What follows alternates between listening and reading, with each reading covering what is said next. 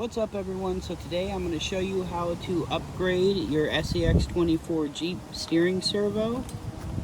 I have a Savox Sh0350. Yes, it's plastic gear, but this has a whole lot more torque than the stock servo, and we do have to do a few mods to put it in here. So this was on my Betty.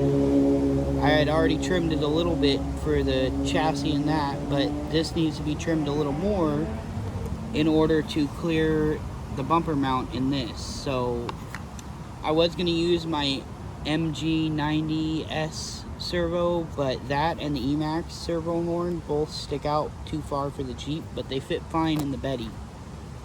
So yeah, let's get to this. First thing, you'll need to unplug your servo. So that would be this wire here. Unplug. And of course remove. I've already taken this link off so it's easier to get the servo out of here. So you want to remove these two screws that hold it, and those screws will no longer be used because we're going to need the longer screws. And if you're wondering where I got my longer screws here, you can see the difference. These are actually the upper diff cover screws here. So when you upgrade your diff cover to a brass one or whatever, it usually comes with extra screws for the brass because they'll be a little longer, being this is thicker. And I just reused the original screws. So yeah, now the servo should just pop right out. So you can see the size difference here. It's not a ton, but it is longer. So that means it hits the bumper mount. So I've got my little Dremel here, and I'm going to Dremel off these tabs.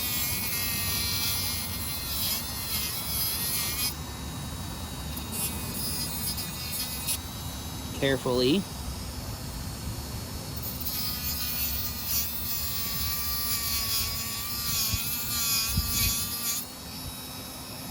Quick, simple, easy to do. Just try not to go into the actual casing. So that should do, maybe even come down a little further. Round that off. That side looks okay. Now we'll see if this clears. It might not. I might have to modify the bumper mount a little bit too, but we will see.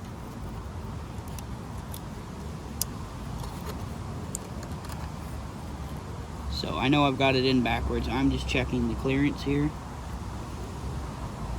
And yes, we are definitely going to have to modify that bumper mount, I think. Hold on, let me put this in here right. Now I've got my full articulation that way. That's a ton better. But I'm still going to modify this mount a tiny bit. And that's, again, really easy to do. Let's pull this servo out of here.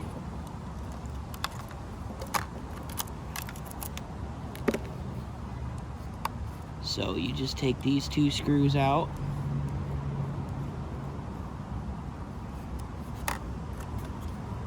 And then what I'm going to do here is put an angle on the inside of these mounts, just to help a little bit with clearance. So again, this probably isn't necessary, but I'm going to do it. To get these out, basically take something like this and push on the LED. It'll pop right out. I just don't want the wires in my way, plus I'm going to put them up in the Jeep at some point. So now I'm going to grind this in just a little bit right here.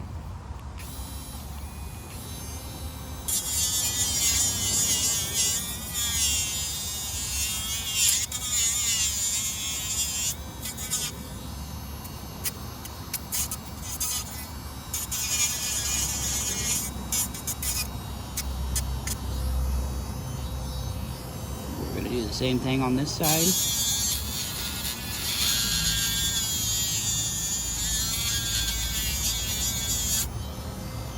You can see it's really not that tough of plastic when it comes to grinding on it.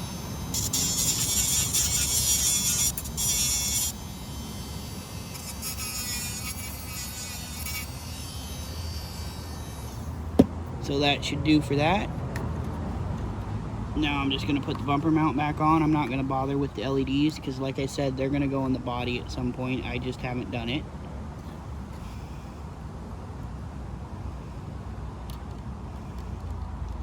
Put these screws back in.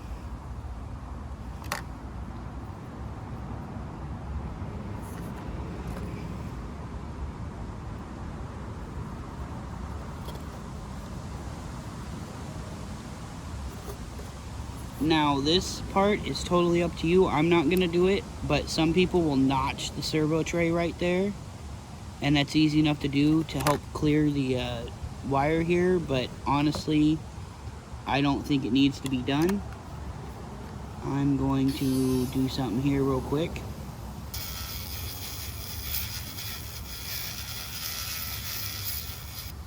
Grind that down a bit more.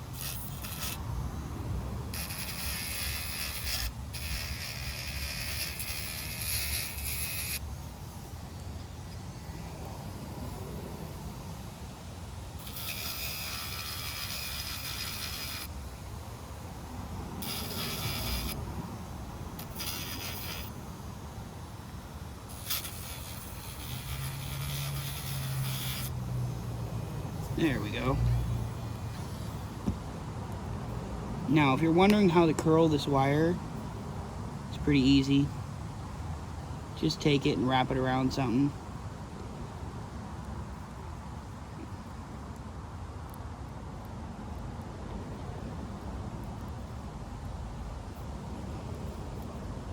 Sorry, I'm trying to be somewhat fast so the video isn't a year long. So I'm going to put this up in here. Actually, first, I should probably put the linkage on, honestly.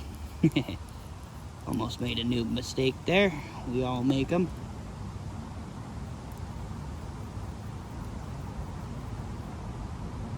Also, if you're wondering why this is a black servo horn, that's because I just painted it black.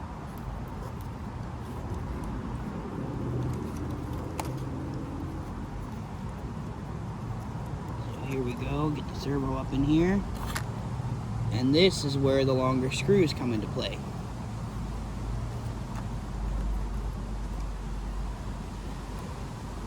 So it's hard to show on camera, but there's a gap.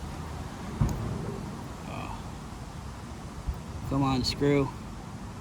Work with me here.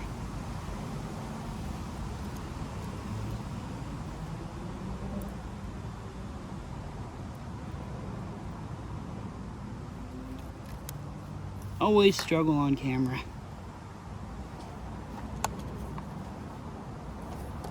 So let's try this again. There we go. So you can see there's a gap there. You don't need spacers or anything. The tray itself holds the servo pretty secure. You could honestly just glue it in even if you wanted. But I'm not going to do that. I'm going to actually screw the thing in. Now don't over tighten these screws. They might go through the little hole on the servo. Just snug them down good. And then we can attach this link.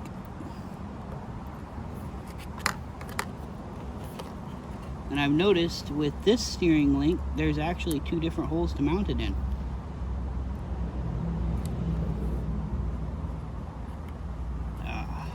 I think I'm going to go for the higher up hole just because.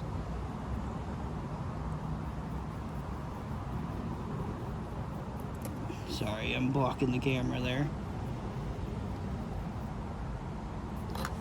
And we're done. Now all you got to do is plug the servo in.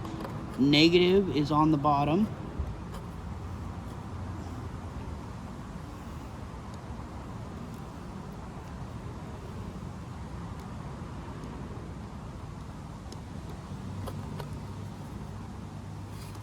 And we're done.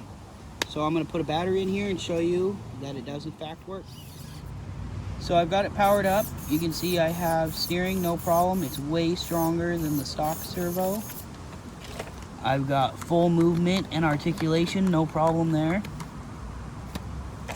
So yeah, one thing to note, if you upgrade your servo and you're running upgraded axles and knuckles like I am, you want to make sure you set your steering end points, or if it's a short enough servo horn like what's on here, you can get away with it at max. But if you don't set it, you're gonna max out your dog bones and it's gonna cause some issues.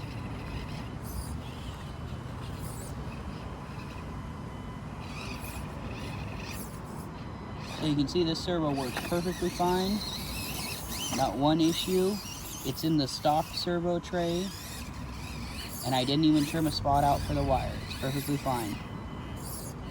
Let's see if I can jam it in here. See right here, the stock one wouldn't be able to turn right now. So yeah, that's it for this video. I hope that helped someone out there, and be sure to like if you enjoyed it or it helped you out, and subscribe if you haven't already. It really helps the channel out, and it's free. And be sure to hit that bell icon so you're notified of whenever I post. TTFN, talk to you all in the next one.